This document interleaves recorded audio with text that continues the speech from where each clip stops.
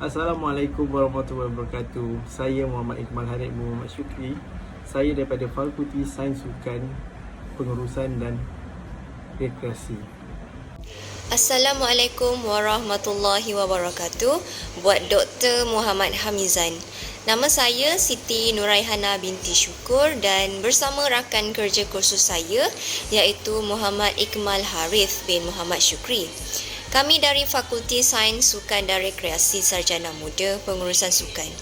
Pada hari ini, kami akan membentangkan tajuk kerja khusus kami iaitu serangan ideologi barat terhadap pemikiran umat Islam dan implikasinya terhadap akidah.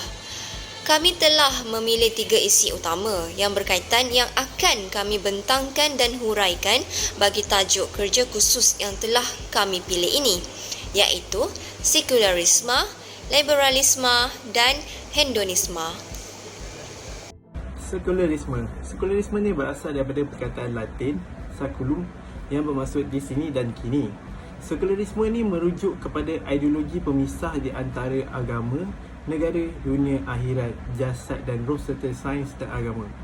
Contoh, budaya sekularisme menipu dalam meniaga atau boleh dikaitkan dengan istilah scammer. Di dalam Piagam Madinah, di mana setiap orang mempunyai hak masing-masing. Itulah sekularisme. Kesan sekularisme terhadap akidah. Sistem pendidikan barat yang tercemar dengan sekularisme membentuk individu yang mengejar kekayaan material dan jauh dari institusi kerohanian. Kesan sekularisme terhadap akidah. Sistem pendidikan buat yang tercemar dengan sekularisme membentuk individu yang mengejar kekayaan material dan jauh dari ilustrasi kerohanian. Sistem dualisme yang menjadikan akademik dan kerohanian dalam dua aliran berbeza terbentuk setelah ilmu disekularisasikan. Dengan mengikut falsafah barat, ilmu metafizik dan akademik terasing dan tidak dapat disepadukan atas alasan tiada pertemuan antara fizik dan metafizik. Sekularisme juga melahirkan ideologi humanisme yang menjadikan pusat semua itu kepada pemikiran dan ketebasan manusia.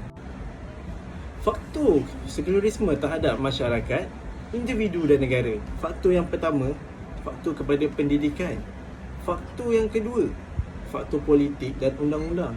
Faktor ketiga, faktor agama dan kepercayaan. Dan faktor yang keempat, sekularis bersetuju kepada pemisah agama dan negara, seperti mana yang diamalkan di negara sekular lain yang mengecualikan agama atau tidak mengambil tempat dalam isu sensitiviti agama.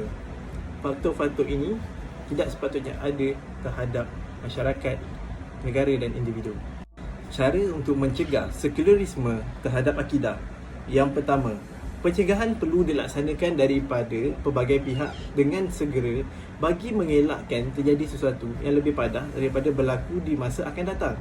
Yang kedua, mengelakkan diri dan masyarakat dari jajahan dari segi pemikiran bentuk moden. Yang ketiga, mendalami dan menghayati semula isi kandungan Al-Quran. Yang keempat, meningkatkan tindakan undang-undang kepada yang mengikut sekularisme. Dan yang kelima, melalui sistem pendidikan. Melalui sistem pendidikan, guru perlu menerapkan untuk tidak mengamalkan sistem sekularisme. Yang kedua, liberalisme. Mengikut Oxford English Dictionary, menerangkan bahawa perkataan liberal telah lama berada di dalam bahasa Inggeris dengan makna sesuai untuk orang bebas, besar, murah hati di dalam seni liberal. Tetapi bermula sejak tahun 1776 sehingga 1788, perkataan liberal mula diberi maksud yang baik yang bermaksud bebas dari prejudis, toleransi oleh Edward Gibbon dan lain-lain.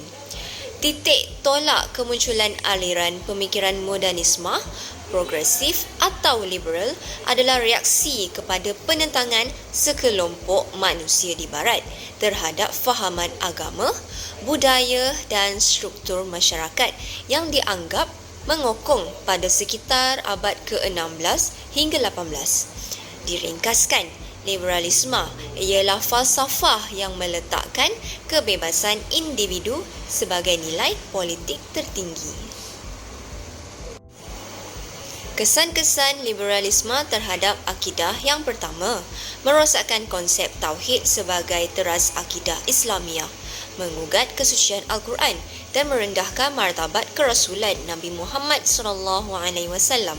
Selain mengancam keunggulan syariat, ia juga menjejaskan autoriti Al-Sunnah dan ijma' ulama'. Yang kedua, untuk menyerang undang-undang dan sistem Islam, liberalisme menggunakan sekularisme, memisahkan kefahaman seorang Muslim terhadap politik dan sistem Islam, melahirkan Muslim yang bersifat politikus. Yang ketiga, untuk menyerang sistem ekonomi Islam. Mereka menanam dasar-dasar kapitalisme, menjadikan seorang Muslim itu terbiasa dengan kapitalisme dan merasa janggal dengan ekonomi Islam. Antara faktor terjadinya liberalisme terhadap masyarakat, negara dan individu antaranya ialah kurangnya iman di dalam diri individu, pendidikan sekular, kebergantungan semata-mata kepada akal manusia bagi memandu kehidupan dunia, mempromosikan nilai-nilai barat, mendukung demokrasi liberal sepenuhnya dan penolakan terhadap autoriti keagamaan. Cara-cara untuk mencegah liberalisme terhadap akidah.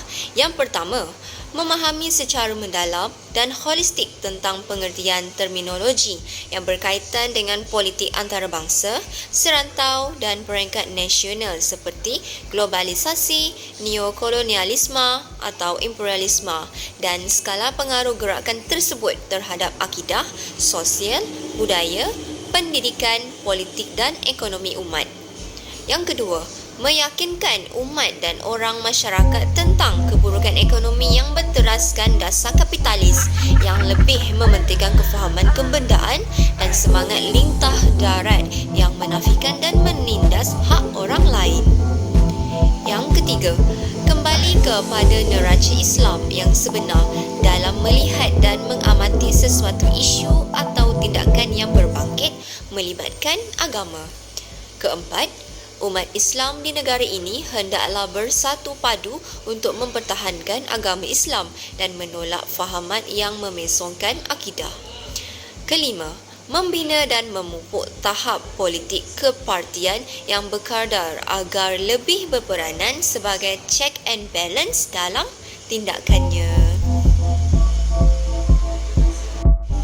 Ketiga, hedonisme. Mengikut istilah hedonisme bererti pegangan atau pandangan hidup yang mementingkan keseronokan atau kesenangan hidup. Hedonisme mementingkan kebebasan fikiran dalam semua aspek perlakuan yang berkiblatkan keseronokan semata-mata. Budaya hedonisme ini kebanyakannya berlaku dalam golongan muda belia. Mereka terlampau taksub dengan hiburan-hiburan yang dipaparkan di media massa tanpa memikirkan kesan kepada akidah mereka. Budaya hedonisme mengutamakan hiburan dan pergaulan bebas semata-mata asalkan ianya dapat menaikkan kepuasan berhibur pada tahap yang maksimum dan berterusan. Antara kesan hedonisme terhadap akidah, yang pertama, pegangan agama yang lemah dalam diri individu. Yang kedua, kesan globalisasi dunia tanpa sempadan menjadi salah satu punca kepada budaya hedonisme yang keterlaluan sehingga ada yang menghalalkan cara hidup barat yang mananya ianya sekaligus bertentangan dengan ajaran dan agama Islam. Ketiga, sikap penjaga yang tidak mengendahkan aktiviti anak-anak mereka yang menyebabkan generasi kini melakukan apa sahaja yang mereka suka. Kesan hedonisme terhadap akidah. Yang pertama, menggagalkan usaha remaja menjadi golongan manusia yang sempurna dari segi intelek, rohani, jasmani dan emosi. Supaya ini dapat mengekalkan untuk menguatkan mental, untuk menguatkan iman dalam diri. Yang kedua, meningkatkan gejala kebejahatan sosial dalam kalangan remaja dan belia. Membagi tahu dia orang pergaulan bebas tidak boleh di antara lelaki dan perempuan. Yang ketiga, menggagalkan usaha kerajaan untuk melahirkan masyarakat yang berwawasan dan berilmu pengetahuan. supaya negara kita tidak akan mundur, untuk tidak mengikuti kesan, kerana kesan hedonisme ini menyebabkan masyarakat yang berwawasan dan berilmu pengetahuan kurang. Dan yang keempat, meningkatkan kadar jenayah di dalam negara. Kesan terhadap hedonisme ini, jenayah di dalam negara akan meningkat kerana tiada lagi nilai-nilai murni di dalam diri. Dan yang kelima, golongan remaja dan belia semakin jauh daripada nilai keagamaan, kerana untuk kita melakukan dakwah ataupun seperti di dalam media masa tidak mengamalkan dan tidak menerapkan sangat soal-soal agama. Jadi golongan remaja dan belia ini akan jauh daripada nilai-nilai keagamaan, kerana di situ nilai keagamaan inilah yang membantu untuk seseorang untuk pergi lebih jauh. Faktor hedonisme terhadap akidah.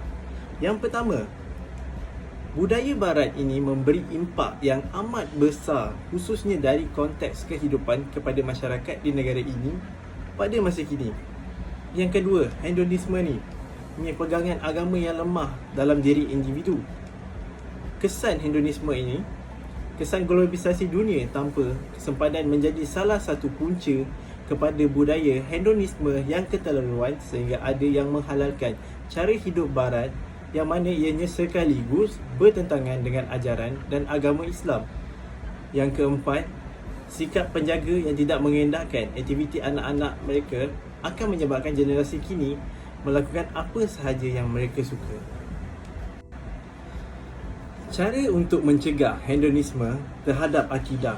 Yang pertama, mempunyai nilai-nilai murni. Kedua, gerakan dakwah agama. Sepatutnya mempunyai gerakan dakwah agama ini lebih kuat untuk mengekang atau membantras hedonisme ini. Yang ketiga, ibu bapa harus menjadi contoh. Ibu bapa perlu memainkan peranan di rumah untuk menunjukkan kepada anak-anak bahawa hedonisme ini adalah tidak benar dan tidak boleh diikuti.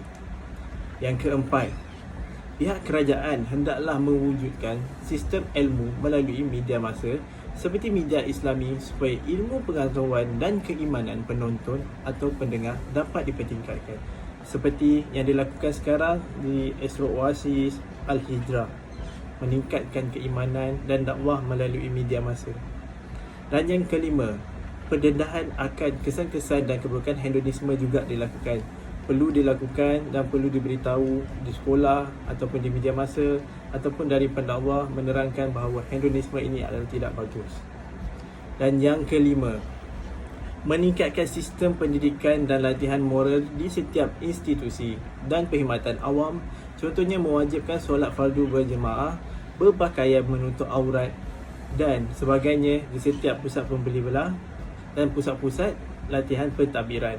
Perlu diterapkan untuk solat berjemaah di setiap waktu dan penutupan aurat untuk bagi yang umat Islam. Jadi kita perlukan untuk cara ini untuk membantras, untuk mencegah hedonisme terhadap akidah, untuk membantu untuk membentuk akidah kita yang cantik.